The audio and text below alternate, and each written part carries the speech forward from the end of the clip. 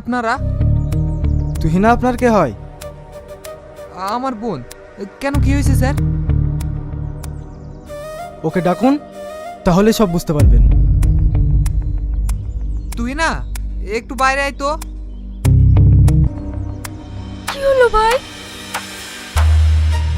এই দেখেন, এই মেয়েটা আমার ভাইকে খুন করেছে। না স্যার, আমি মিথ্যে কথা বলছি। আমি মাহিকে খুন করিনি। আপনি খুন করেছেন কি করেননি সেটা কোর্টে গেলেই প্রমাণ হবে। কনস্টেবল, ওকে অ্যারেস্ট করুন। দাঁড়ান স্যার, আমার বোন যে খুন করেছে তার কি প্রমাণ আছে আপনাদের কাছে? ছবিটা আপনি ওনাকে দেখান তো। এবার বলুন, খুনটা কে করেছে? ওকে নিয়ে আসুন।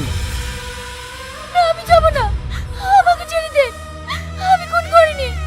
আমি যাব না। আমাকে ছেড়ে দে। আমি যাব না। আমি যাব না। আমাকে বাঁচাও। আমাকে বাঁচাও ভাই। তুই না, তুই না, তুই না। তুই ওকে জোর করে কোথায় নিয়ে যাচ্ছিলি? ও বারবার যাবো না বলছিল। আমি ওকে কোথায় নিয়ে যাওয়ার কথা বলিনি, ও ঘুমিয়েছিল। আমি ডেকেছি আর চিৎকার করতে লেগেছি। ঘুম থেকে ডাকলে কেউ এরকম করে?